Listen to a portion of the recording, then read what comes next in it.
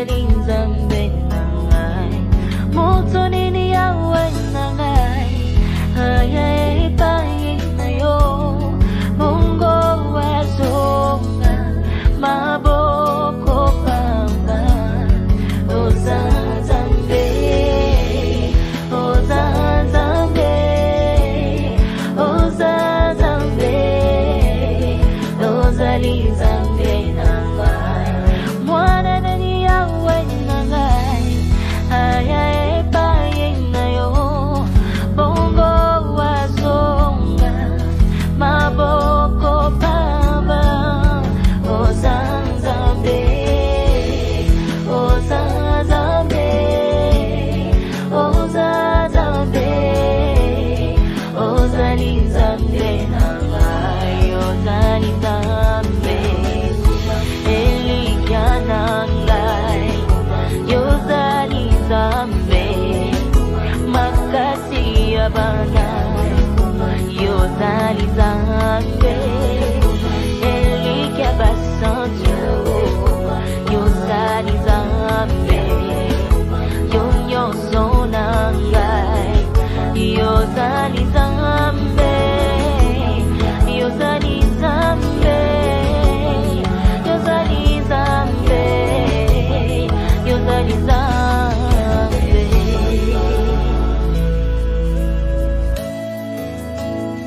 Hallelujah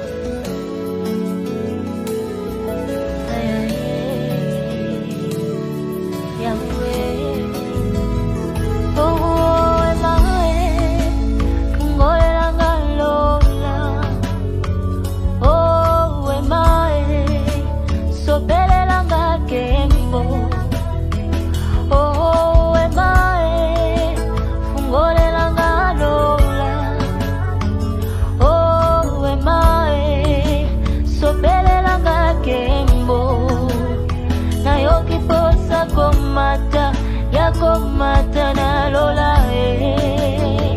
oh yakoyemba na bonje nayokiposa komata yakomata nalola oh yakoyemba na bonje oh emae fungolela ngalola oh emae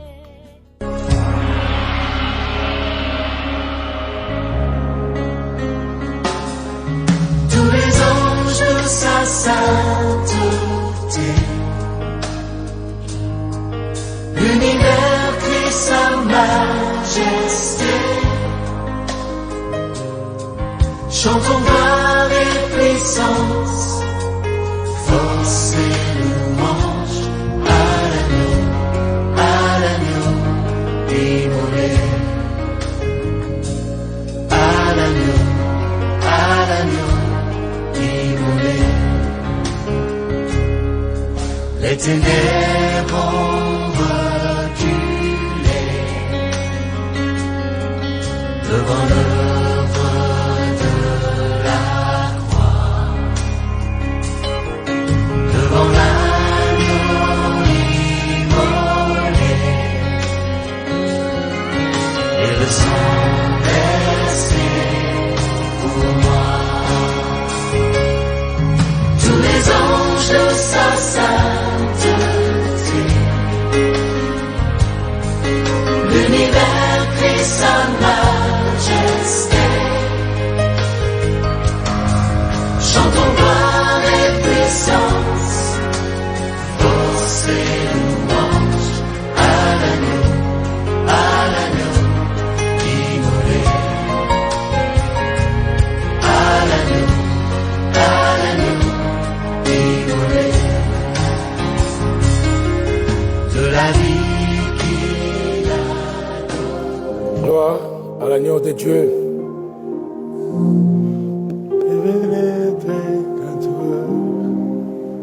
Thank you, thank you, thank you.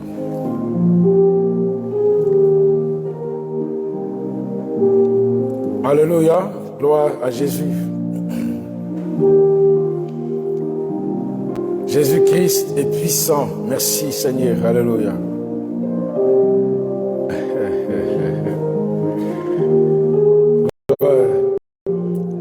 Partagez ces moments pour la gloire du nom de Jésus-Christ de Nazareth. Merci Seigneur. Alléluia.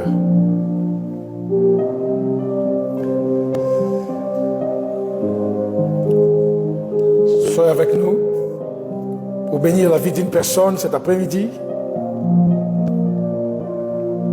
Merci Seigneur de la paix. La foi dans la patience. Oh, quelle bénédiction. Quelle bénédiction de Dieu cet après-midi. Merci Seigneur pour ce temps que tu nous as donné. Tu as disposé ces moments, Père, pour une fois de plus nous bénir par ta parole qui est la vie. Nous célébrons ton nom, Jésus-Christ de Nazareth. Merci Seigneur, alléluia. Gloire à l'agneau de Dieu, merci Seigneur.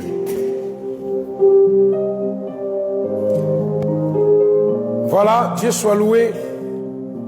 Oh, il fait très chaud. La prière.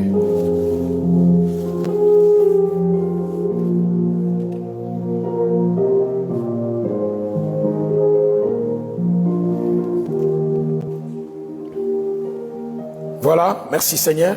Merci. J'appelle ça les sons prophétiques. Pendant un certain temps, nous voulons partager quelque chose qui va bénir la vie d'une personne. Écoutez-moi, frère. L'Église de Dieu a besoin d'écouter ça.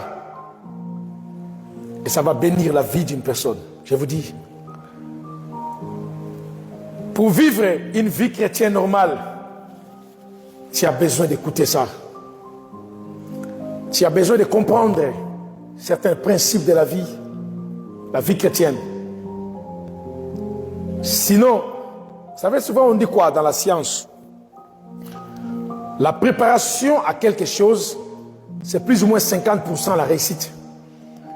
Parce que si tu n'es pas préparé pour quelque chose, quand la chose va arriver, tu ne sauras pas vaincre, comprendre, parce que tu n'es pas préparé. Exactement comme la vie chrétienne. Tu dois être préparé pour ces choses et comprendre, comme je vous ai dit avant, quand Dieu,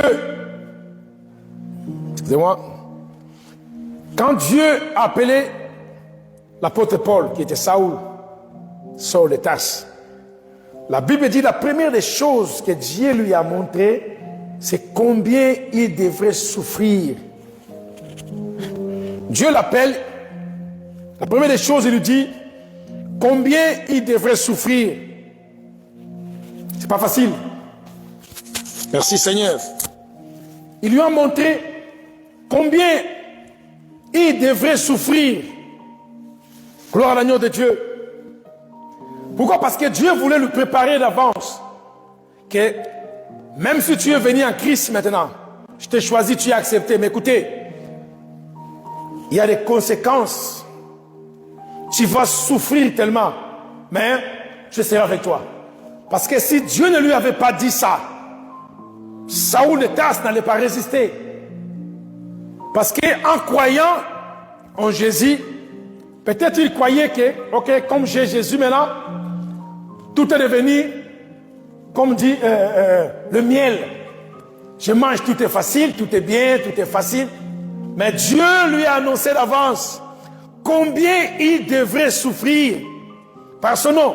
C'est-à-dire, Dieu lui a préparé d'avance que, écoutez, maintenant là, tu acceptes l'appel. Voilà. Et il était préparé. Voilà pourquoi toutes les persécutions qui ont suivi, il a pu résister. Pourquoi? Parce qu'il était préparé. Les chrétiens dans la vie chrétienne, tu dois être préparé. C'est comme les enfants, non? C'est comme si c'était terre des hommes. Quand nous naissons, quand on est né, depuis qu'on est né, vous grandissez, on vous envoie à l'école. Fais ceci. On vous donne l'éducation pour pouvoir résister dans le futur. Écoutez, si tu n'as pas étudié, si tu n'as pas ça, un jour, tu vas souffrir, tu vas chercher l'argent, tu vas faire ceci. Écoutez, tu auras besoin de construire une maison, mais tu as besoin d'argent. Alors pour avoir l'argent, il faut travailler. Si tu as étudié, tu auras un bon travail. Toutes ces choses sont des préparations pour que l'homme, quand il va se retrouver seul quelque part, souvent on dit l'homme se mesure à l'obstacle. Quand les problèmes vont arriver, l'homme était déjà préparé. Il peut résister. C'est exactement la vie chrétienne. Voilà pourquoi vous remarquez dans la vie chrétienne, vous remarquez Jésus sur terre, Jésus avait beaucoup enseigné pour que les gens soient préparés d'avance pour les choses qui vont arriver. Parce que si la personne n'est pas préparée, je viens, je prêche, si la personne n'est pas préparée pour quelque chose, et quand la chose va arriver, ça c'est un désastre. Parce que tu ne vas pas comprendre comment résister, comment l'aborder. Alléluia. J'ai commencé à parler sur la foi dans la patience. Ce n'est pas aussi long aujourd'hui. J'ai parlé sur l'histoire d'Abraham, sur la foi dans la patience. Je ne voulais pas tirer trop haut. Si tu veux comprendre ça, alors il faut aller suivre nos vidéos d'avance. Et toi qui es à l'église, tu connais déjà. Nous, on continue. Dans la foi, dans la patience, on est arrivé à un point où je disais ceci. Nous devons être patients d'attendre l'accomplissement des promesses de Dieu dans nos vies. Parce qu'on avait décrit le livre de l'Habakkuk, chapitre 2, verset 3, où la Bible dit ceci. Écris la prophétie, grave cette prophétie dans le table pour que les gens puissent en lire des générations. Mais écoutez, si cette prophétie tarde, attends-la. Si ça tarde, attends-la. Car c'est une prophétie qui va s'accomplir à son temps. Et cette prophétie ne ment jamais. Elle s'accomplira. Elle s'accomplira certainement. Je veux dire, dans ce verset, il y a déjà la notion du temps qui est visée. Dieu a dit, cette prophétie, ça va s'accomplir. Même si ça tarde, écoutez, il y a un temps que Dieu a fixé. Il ne parle pas en vain. Voilà pourquoi on dit souvent, quand Dieu commence quelque chose, veut dire, il a déjà fini avec la chose. Il ne commence pas quelque chose avant de l'avoir fini. Si Dieu commence à t'utiliser, il faut savoir, il connaît déjà les trajectoires. Il a déjà tout fait jusqu'à la fin et il commence à t'utiliser. Cette prophétie avait déjà une notion de temps. Ça va s'accomplir. Toi, attends. La Bible dit, si ça tarde, attends-la, car ça va s'accomplir. Et pour insister, il dit, ça va s'accomplir certainement. Tu vois l'insistance? Ça va s'accomplir. Pas seulement ça va s'accomplir, mais certainement pour dire que c'est trop sérieux. Dieu a fixé un temps pour la vie de toute personne. Tout ce qui sort de sa bouche a un temps fixé. Si c'est pour ta vie, toutes les promesses, les prophéties que Dieu a fait dans ta vie ont un temps fixé. Peut-être 5 ans, 10 ans, 2 mois, 4 jours, quelques semaines. Maintenant, Dieu a fixé le temps. Et j'avais dit, le temps que Dieu a fixé. Dernière fois, on a vu ceci dans Actes des Apôtres. Quand les disciples ont posé la question à Jésus, je crois bien dans Actes 1,7. Mais tu nous parles des signes des temps. Mais dites-nous quand sera le jour de la fin, afin que nous puissions aussi nous comprendre qu'aujourd'hui c'est la fin. Jésus a dit ceci. Écoutez, concernant le jour et l'heure que le Père a fixé dans sa propre autorité, personne ne connaît. On a étudié une chose. Le Dieu suprême, notre Père, Il a une autorité suprême. Dieu a sa propre autorité. Veut dire, il peut se décider par lui-même. Maman, il peut se décider d'aller à la contre de certaines lois. C'est sa propre volonté. Et papa, c'est sa propre autorité. Personne ne lui posera la question. Mais pourquoi tu as fait ça? Comment expliquer Jésus est né d'une femme? Juste une femme seule comme ça, l'enfant est arrivé, la sainte, la grossesse est là, tout le monde s'étonne. Est-ce que c'est possible? Oui. Sa propre autorité.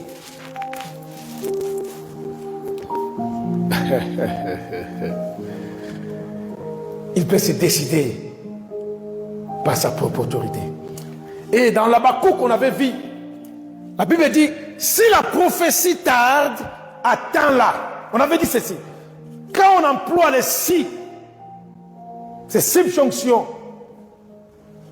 des coordinations. Quand il y a si, veut dire, il y a une probabilité que cette prophétie puisse tarder. Car la Bible dit, si ça tarde, attends-la. Parce que Dieu, connaissant que certaines prophéties, certaines promesses peuvent prendre du temps pour s'accomplir, pour que l'homme ne soit pas troublé, attends-la. Papa, dans ce verset, il y a qu'un mot que j'aime bien quand la Bible dit, si ça tarde, on n'a pas dit si ça tarde, allez faire ceci, allez se lamenter. On dit si ça tarde, attends-la. Attends. Chut. Calm down. Zela, en lingala. Wait.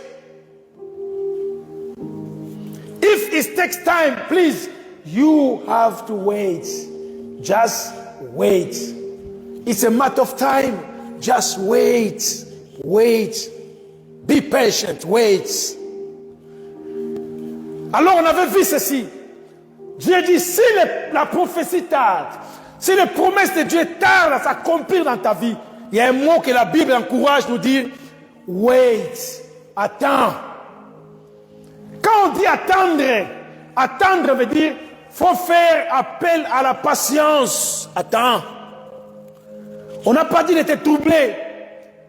Que votre cœur ne se trouble point et ne s'alarme point. Si ça tarde, attends. Je vous ai dit, il y a des gens qui ont attendu dans des salles d'attente.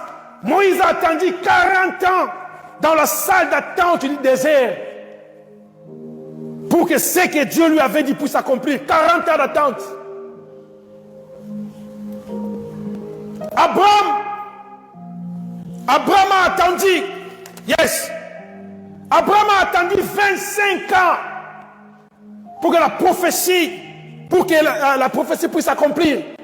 Dieu lui avait dit, tu auras un fils.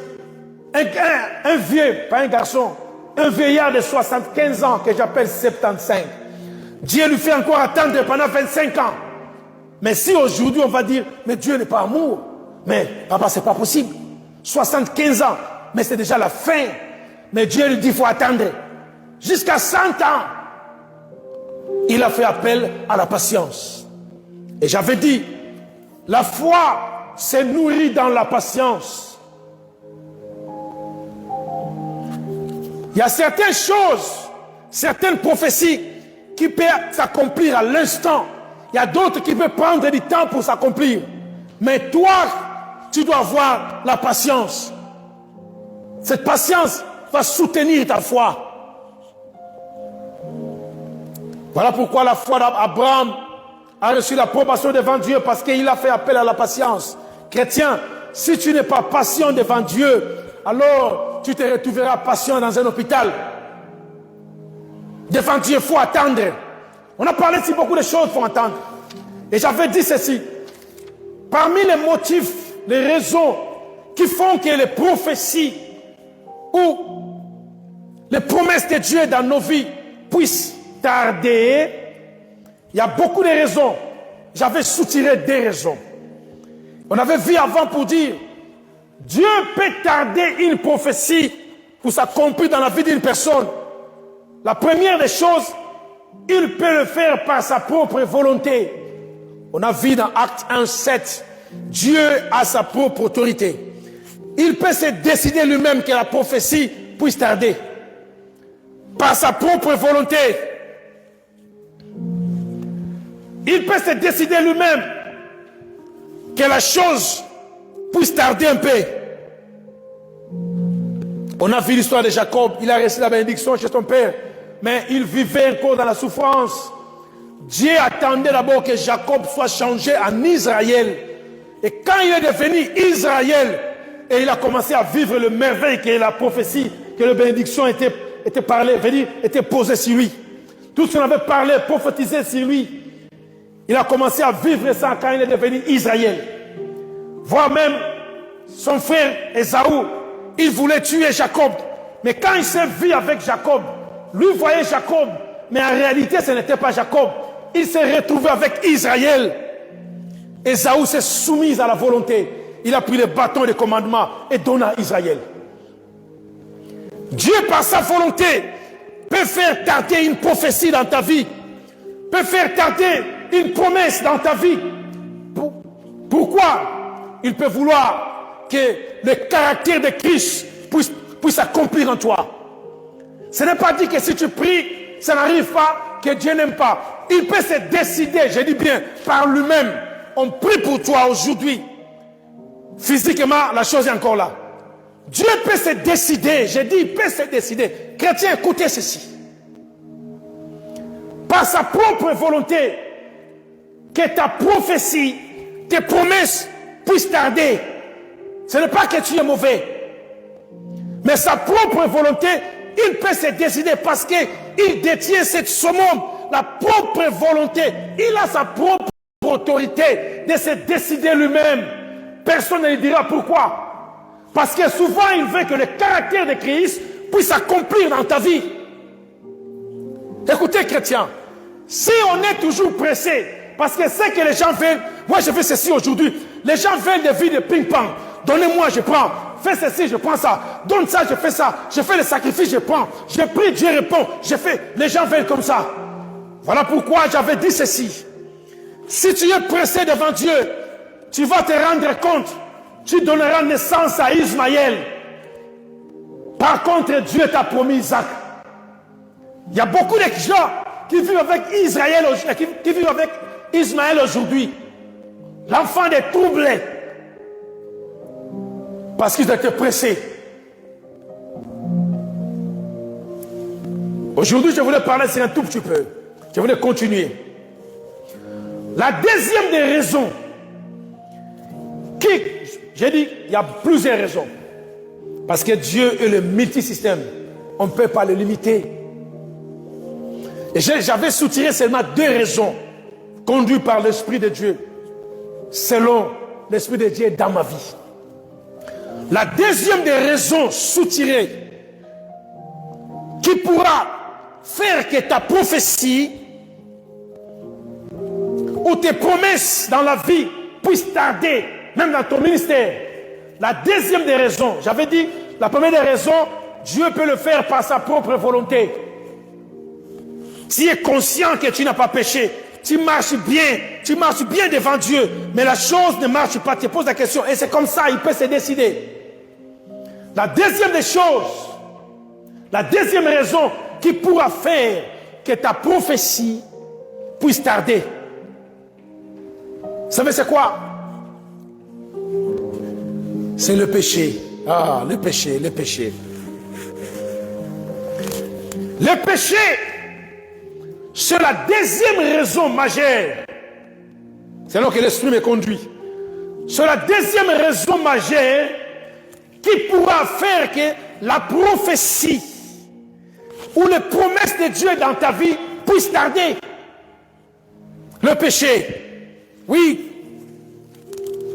D'abord, Dieu peut le faire par sa propre volonté. Ça peut aussi arriver. Ce n'est pas par la volonté de Dieu. Ce n'est pas toute chose par la volonté de Dieu.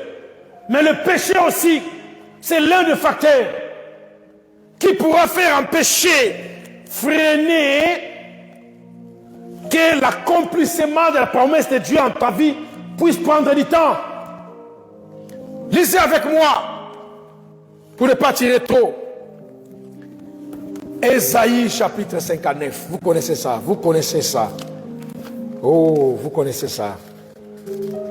Ésaïe chapitre 59. Ça, c'est juste des rappels. Mais écoutez bien.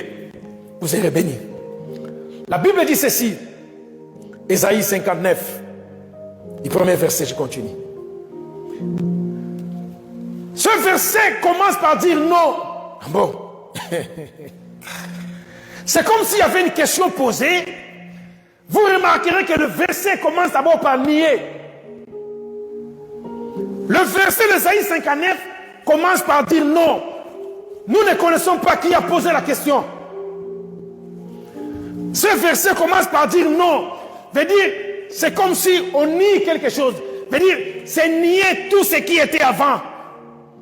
S'il y avait des questions, s'il y avait des propositions, s'il y avait des suggestions, tout ce qui est venu avant ce verset, le verset commence par dire non. Veut dire, tout ce qui était avant, faut l'enlever. On dit non, Seigneur. Et non, oui, non. La main de l'Éternel n'est pas courte pour sauver, ni son oreille trop dure pour entendre.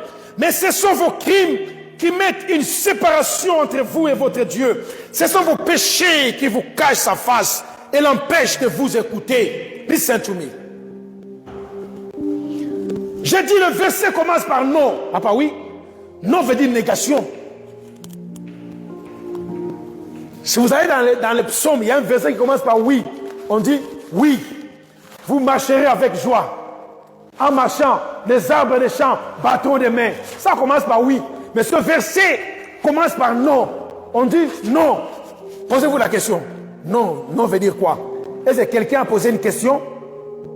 On dit non parce que Dieu a regardé le cœur des hommes. Il a étudié les pensées des gens. Papa, il y a des questions qui restent posées. Il y a des questions qui sont posées, mais leurs origines, ils restent soudés dans le cœur des gens. Et ça, la question, il y a des gens qui posent des questions. Tu les vois comme ça. Comme ça, regarde. Cette personne a beaucoup de questions dans son cœur qui ne trouve pas de réponse souvent. Il ne veut même pas l'exploiter. Il ne veut même pas l'extérioriser. Il les cache dans son cœur. Ces genres de questions qui sont là dans le cœur, gardez, restez là-bas. Dieu a vu ces questions. Il y a des gens qui disent, ah, Dieu m'a abandonné, papa, vraiment, j'ai fait ceci, ça ne va pas. Oh, c'est comme si Dieu, c'est comme si nous avons battu la Rabilongi. Dieu, non, non, non, non, non. Pourquoi il ne m'a pas donné ça? Pourquoi ça ne marche pas comme ça? Et on parle de toutes ces choses. Dieu, connaissant toutes ces questions, il a répondu non. Papa, le verset commence par non pour dire non. La main de Dieu n'est pas courte pour sauver. L'oreille de Dieu n'est pas dure pour entendre nos cris. La Bible continue à dire, ce sont nos péchés, nos crimes qui mettent une séparation entre nous et Dieu. Ce sont nos péchés qui nous cachent sa face et l'empêchent de vous écouter. Le péché, c'est comme une barrière qui barre la route et empêche la main de Dieu de nous toucher. Tu vois? Il peut te faire des prophéties, des promesses. Il peut te promettre. Mon frère, écoute. Si dans ta vie, le péché règne encore, ça va tarder. Ce péché va créer comme un mur de Berlin entre toi et Dieu, comme ça. Le péché empêche l'oreille de Dieu de nous écouter. Tu peux crier, tu pries, mais je fais des sacrifices. Mais tu te rends compte, si le péché vit en toi, veut-dire l'oreille de Dieu est fermée. Tout ce que tu dis, ça tourne, ça part. C'est comme les mouches qui dérangent, tu mets comme ça.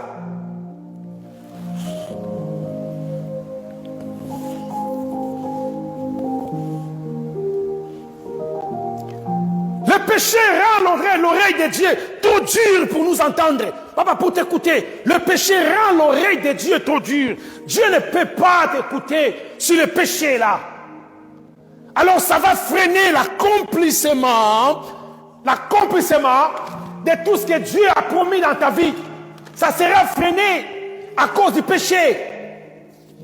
Listen to me. Si le péché se présente à toi, mais ça cause des conséquences. Les promesses de Dieu freinent. Ça prend du temps. Ça va prendre du temps, je te dis. Peut-être Dieu avait prévu, comme exemple, juste l'exemple. Il faut bénir cette maman. Je dois bénir cette sœur. Non, ok. Il faut bénir ses frères. Mon frère, Dieu avait prévu de te bénir. Tu seras béni dans 2 mois. Te donner un grand boulot, te faire ceci, une promotion pendant 2 mois. Tout est prévu. Mais arrivé un temps pour que la chose puisse s'accomplir, le péché se présente devant toi. Tu laisses accès à la vie du péché. Quand le péché arrive dans ta vie, ça crée un mur. Et l'accomplissement des choses de Dieu qui devait s'accomplir dans toi, quand il va arriver, il voit le péché bloqué. Ça ne va plus y aller. C'est fini parce que le péché bloque. Et cette grâce retourne vers Dieu. Parce que le péché là, toi tu pries, mais il y a une barrière devant toi. Quelque chose qui va faire 2 mois, quand ça rentre, tu vois, ça fait 10 ans. Sans vous dire une chose un peu. Vous savez, dans Genèse, chapitre 13, verset 14, il y a une histoire que je voulais vous parler tout petit peu. Quand Dieu a appelé Abraham, Genèse chapitre 13, verset 14, quand Dieu a appelé Abraham, Dieu n'a appelé que, je dis bien que Abraham. Il lui a dit, écoutez, tu dois quitter cette patrie, tu dois quitter cette partie du pays où ta mère et ta famille vivent là. Tu dois aller loin. Je vais te montrer là où je vais te conduire. Toi, Abraham, quitte seulement la place où tes papas, où ton père, ta mère, ta famille est là. Et va, je te montrerai la place.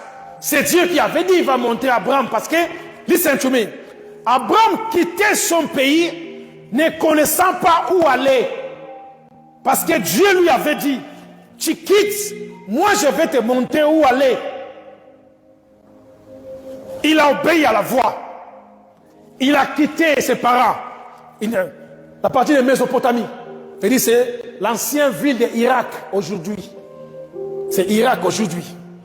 Abraham a quitté cette partie qui était riche en pétrole aujourd'hui.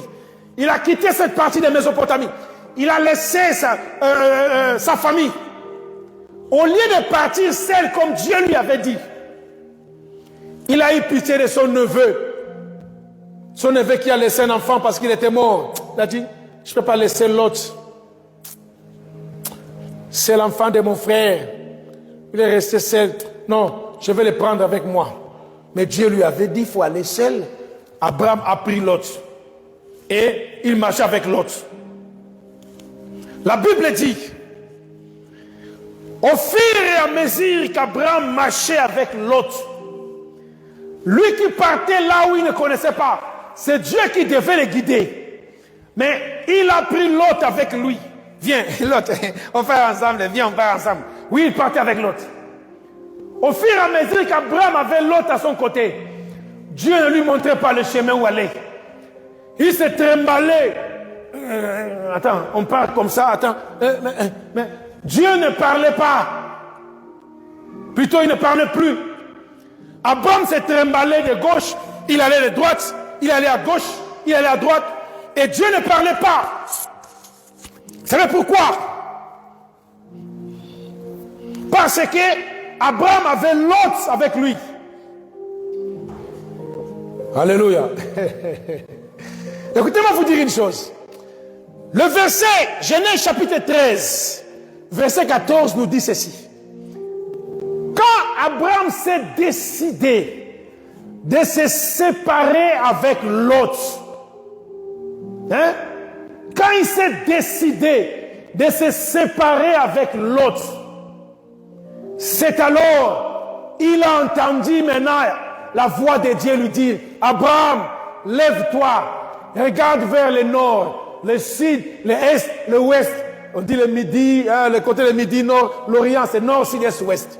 Regarde, qu'est-ce que tu vois? Tu vois toutes ces villes-là. Moi, je vais te donner ça. Et c'est alors Abraham a reçu les promesses de Dieu. Parce que Dieu lui avait dit de quitter. Quand il s'est décidé de se séparer avec Lot, c'est alors Abraham a entendu encore la voix de Dieu. Une nouvelle fois. Depuis combien de temps il était avec Lot, on ne connaît pas. Et Dieu lui a dit, Abraham, regarde, tu vois tous ces pays-là que tu vois. Marchez, regarde les sables de tous ces pays. Je ferai de tes générations comme les sables de ces pays. Si quelqu'un a la capacité de compter les sables, ma belle, c'est alors ta génération sera comptée. Et vous remarquerez, après ça, Abraham était devenu très puissant.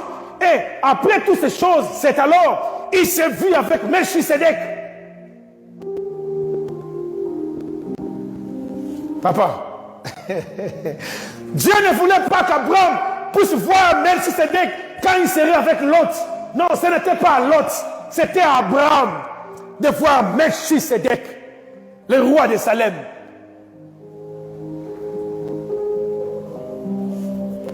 Pour qu'Abraham puisse recevoir la bénédiction de Melchisedec, veut dire l'accomplissement de ce que Dieu lui avait dit, il devait se séparer de Lot. L'autre représente l'image du péché, s'il vous plaît. Au fur et à mesure que tu as le péché à ton côté, papa, Dieu n'est pas là. C'est difficile d'entendre la voix de Dieu au fur et à mesure que le péché reste encore attaché en toi. Et Christ te dit, écoutez ceci. Et c'est là, ça tarde, les promesses de Dieu. Dieu voulait te bénir dans 10 semaines.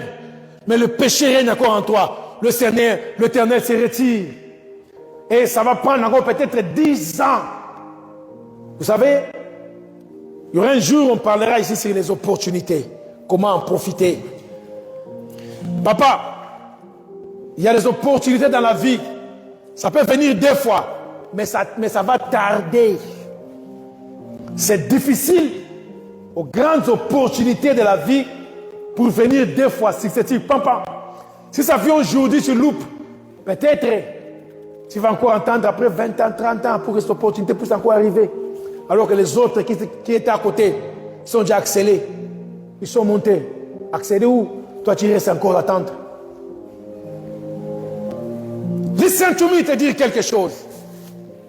Voilà pourquoi la Bible dit, dans Romains chapitre 6, verset 23, la Bible dit, le salaire du péché, c'est la mort. La mort ici, écoutez-moi vous dire une chose, signifie littéralement la séparation. Littéralement ici, la mort signifie la séparation avec Dieu. Si tu te sépares avec Dieu, c'est ça la mort. La mort, c'est pas si... Veut dire, nous dans le monde, ce que nous appelons mort, devant Dieu, ce n'est pas mort. Pour raison, quand Lazare était mort, Jésus a dit, notre frère dort encore. On a dit, Seigneur, Lazare est mort. Il dit, non, il n'est pas mort, il dort. Parce que il n'était pas séparé de Dieu.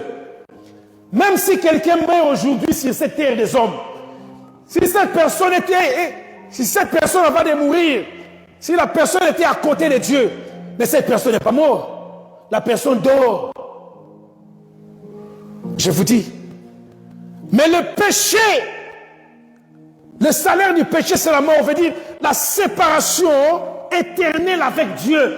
Papa, quand tu te sépares éternellement avec Dieu, tu te disparais, c'est fini.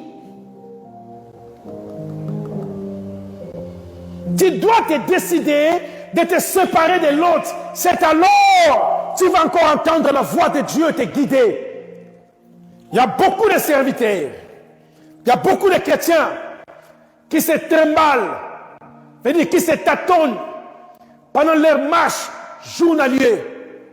Ils ne savent pas quoi faire, où aller, faire comment. il y a plein de questions à poser.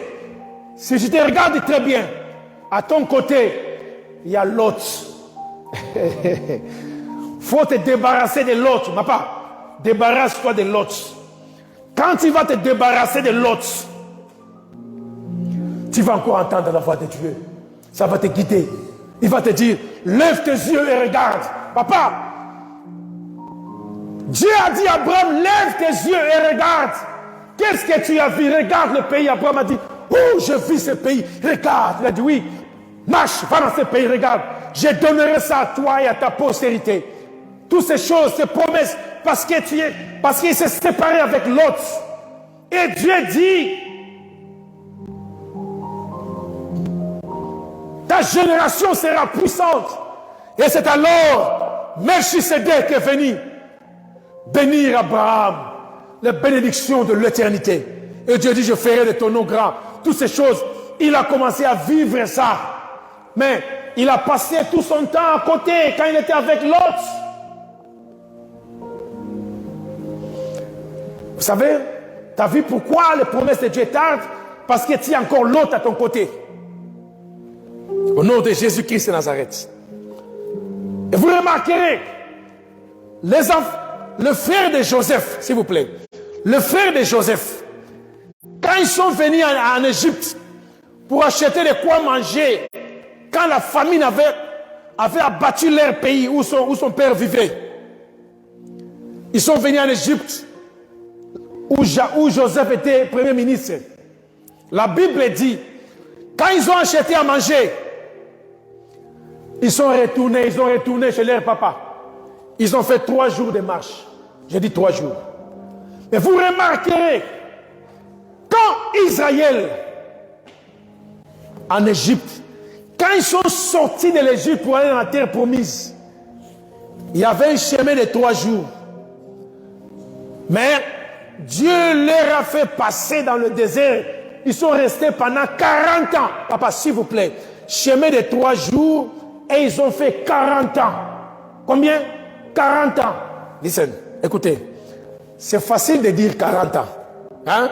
Un garçon comme moi se présente. C'est facile de dire, maman, c'est facile de dire 40 ans. Mais vivre ces 40 ans, c'est une autre chose. Je vous dis. C'est facile de dire 40 ans. C'est facile de dire, Israël a passé 40 ans dans le désert, après avoir passé. Papa, tu prêches 40 ans dans 2 minutes. Quelqu'un qui prêche 40 ans dans 3 minutes. Mamie, quelqu'un qui prêche 40 ans dans 30 minutes. Quelqu'un peut, je ne sais pas quoi dire, peut dire parler de la vie d'une personne de 40 ans pendant 5 minutes. Oui, je peux parler pendant 10 minutes.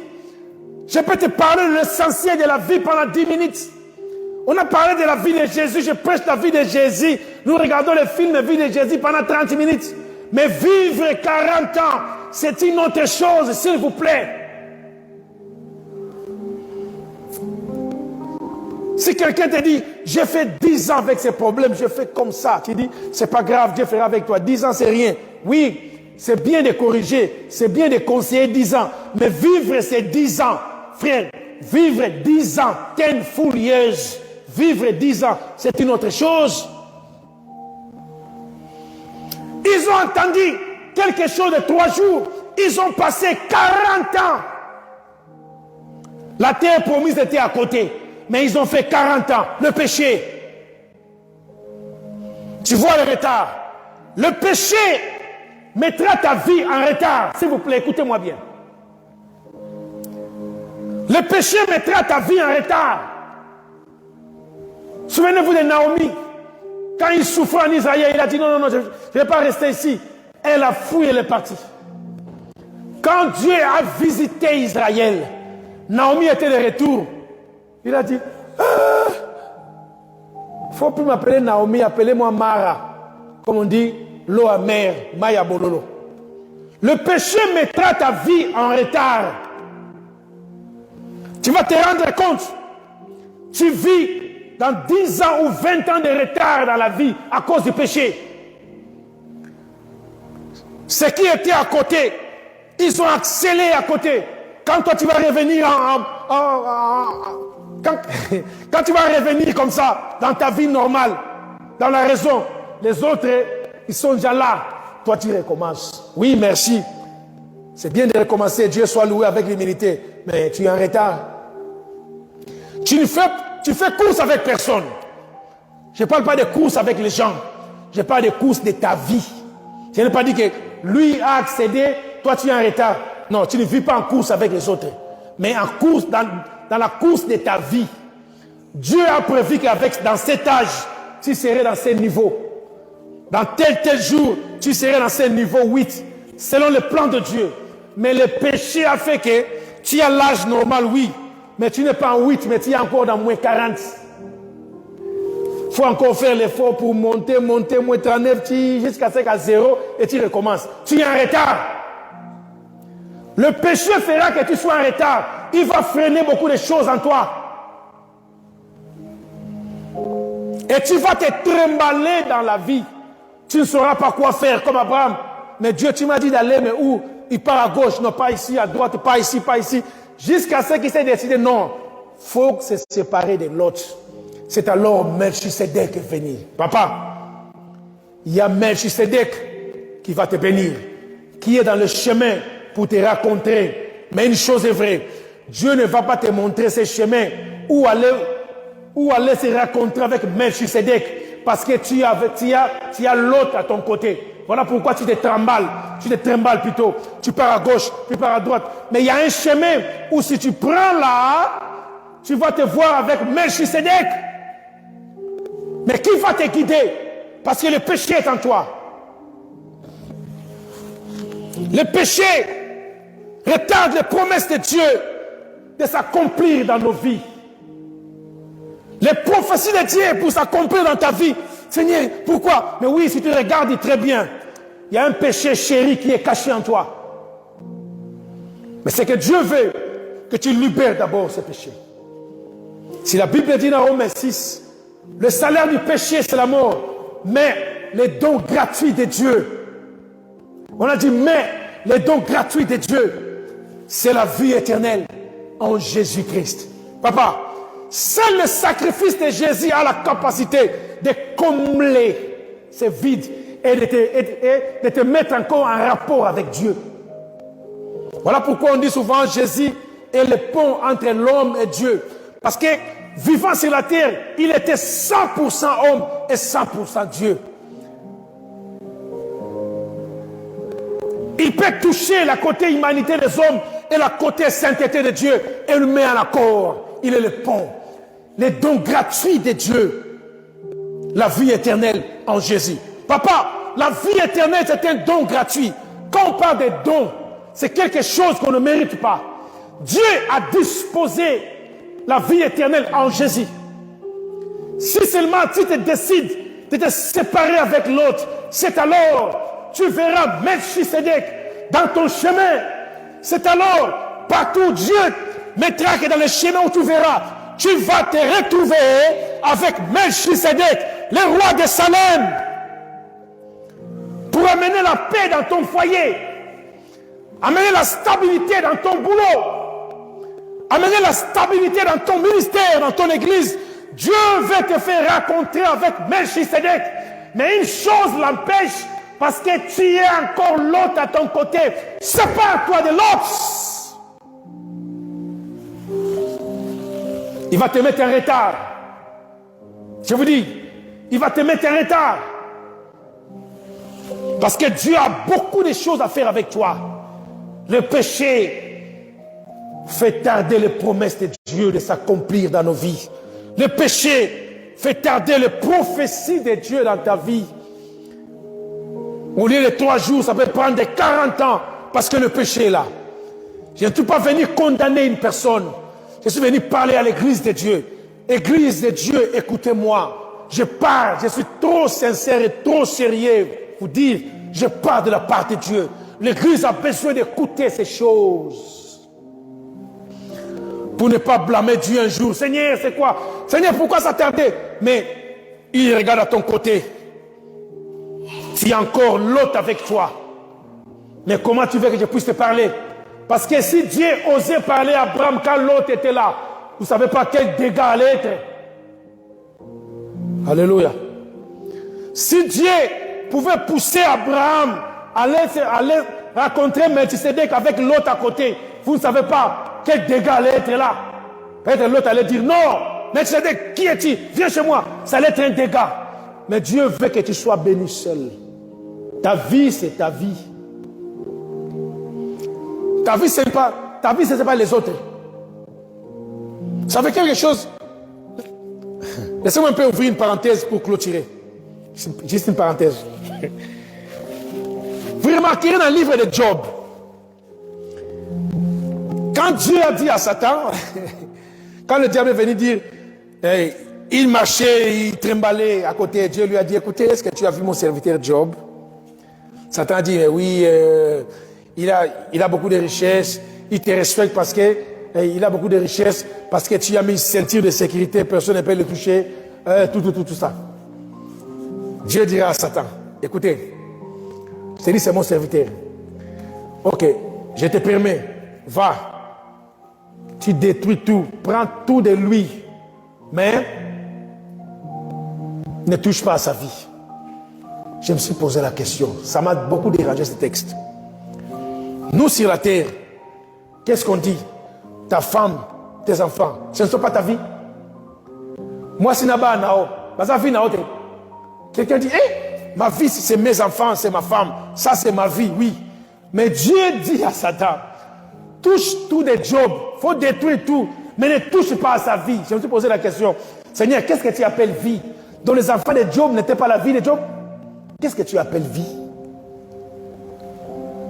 Un jour, on aura le temps de discuter sur ça. On dit ne touche pas à sa vie.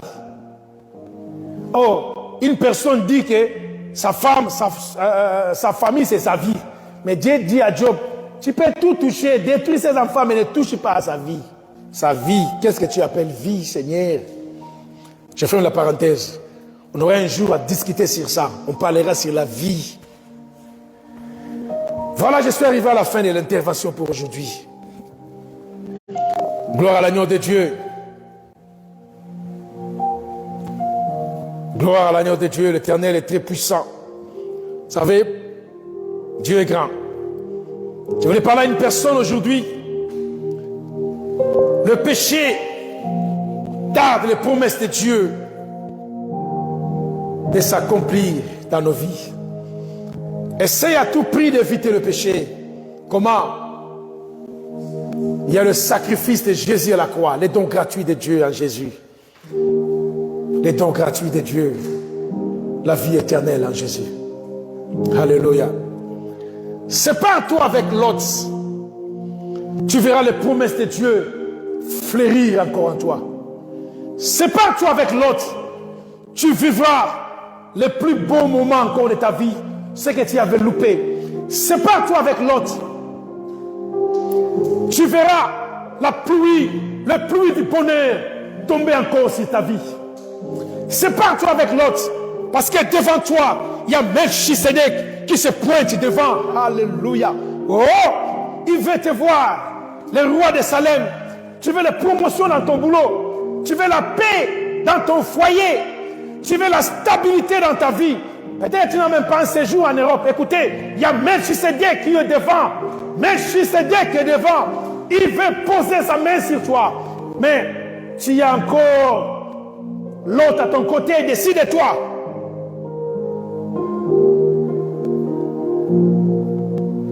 Que Dieu bénisse cette parole. Que celui qui a les oreilles pour entendre, qu'il entende. C'est pour toi que cette parole est venue. Parce que Dieu, il veut te faire du bien. Il a vu ton cœur qui tourmentait à chaque fois. Il a dit oui, écoutez, éloigne-toi du péché.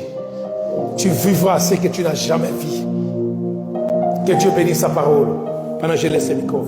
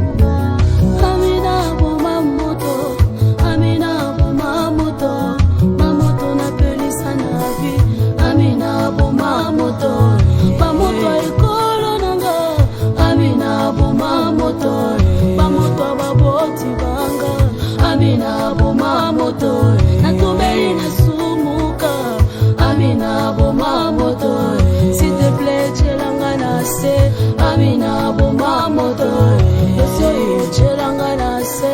Amina bomba moto, umelanga moto na dase mwana na ya. Sokolongo lisonye, ekolongolo nini, ekolongolo nini ya ya. Songa tombolinga ye, ekolongolo nini, ekolongolo nini ya ya. Singa banana yona nile salanga bola muna sepela mbulo yo. Amina boma moto, Amina chiranga na se. Amina temporize, Amina regretté. Amina s'il te plaît, Amina boma moto.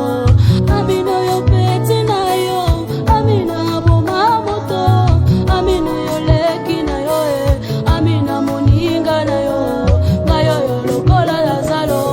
Amina moninga na yo, Amina boma moto, Amina sipa batu, Amina attention yo, esengi yo chama loba.